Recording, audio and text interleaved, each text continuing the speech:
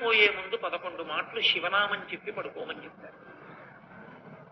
తెల్లవారి నిద్ర లేచేటప్పుడు మీరు పరమశివ భక్తులైనా సరే, మీ కులదేవత పార్వతీ పరమేశ్వరులైనా సరే, శివ శివ అంటూ లేవడాన్ని శాస్త్రం అంగీకరి. శాస్త్రమే. శివుడు కేశవుడు రెండని నేను అంటలేదు, కానీ దేని స్థితి దాందే. అంతే. నిద్ర లేచినప్పుడు మొట్టమొదట నోటి వెంట పైకి రావలసినటువంటి మాట ఏదో శాస్త్రమే నిర్ణయం చేసింది. ఇంకా వేరొక మాట ఏదీ నోటి వెంట రాకూడదు. మొట్టమొదట తెలివి రాగానే రావలసిన మాట ఒక్కటే, అది 3 మార్లు పలికి లేవాలి మంచం ఇచ్చేది. శ్రీహరి శ్రీహరి శ్రీహరి అన్నారు. 3 మాటలు శ్రీహరి అన్న నామం చెప్పి మాత్రమే లేవవలసి ఉంటుంది. అంటే జాగృతి ప్రారంభమైంది. నిద్ర లేచాడు. రక్షణ చెయ్యవలసినటువంటి వాడు శ్రీ మహావిష్ణువే.